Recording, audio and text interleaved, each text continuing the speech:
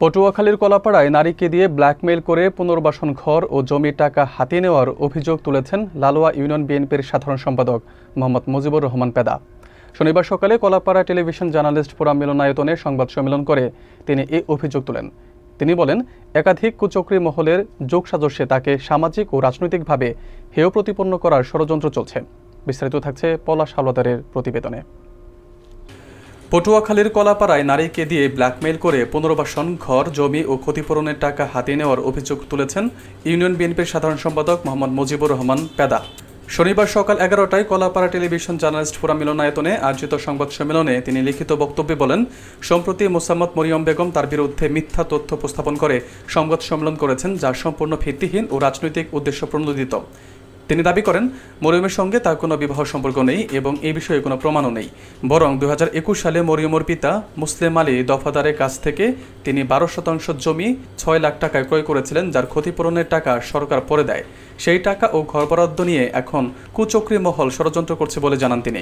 মুজিবুর রহমান অভিযোগ করেন, ওই ঘর ও জমির মালিকানা নিয়ে তার নামে একাধিক মিথ্যা মামলা দায়ের করা হয়েছে, যা তাকে সামাজিক ও রাজনৈতিকভাবে হেয় করার উদ্দেশ্যে করা হয়েছে। এ সময় তিনি ন্যায় বিচার ও ক্ষতিপূরণের অর্থ ফেরতের দাবি জানান। অন্যদিকে অভিযুক্ত পক্ষের কেউ এ বিষয়ে মন্তব্য করতে রাজি হননি। ব্ল্যাকমেইল করাইয়া আমার নির্মিত ঘর, পুনর্বাসন ঘর, জমি ও ঘরের টাকা সহ সর্বমোট 1 কোটি উপরে টাকা ভাগ বটোয়ারা করে নেওয়ার জন্য এবং আমার মান সম্মান পূর্ণ করাইয়া রাজনৈতিক ও অর্থনৈতিকভাবে আমাকে হেয়পূর্ণ ক্ষতিগ্রস্ত করার হীন ষড়যন্ত্রে লিপ্ত হয়েছে। এই দুর্চরিত্রা নারী, স্বামীর পরিবার ও পিতার পরিবার সবাই আওয়ামী লীগ ফ্যাসিবাদের দোষর। আমি ওর বাবার বাড়িতে যখন 2021 সালে জমি ক্রয় করে ঘর তুলিয়েছি, তখন মাঝে মাঝে গিয়া দেখিয়ে চলে আসতাম। 2023 সাল হইতে আমি ওর বাবার বাড়িতে যাইনি।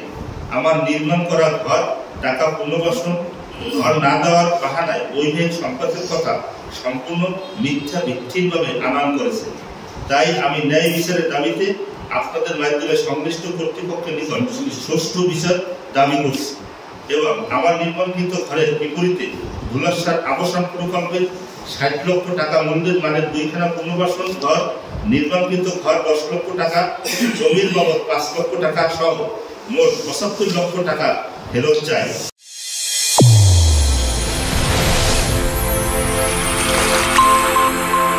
চ্যানেল A1 হৃদয়ের স্পন্দন।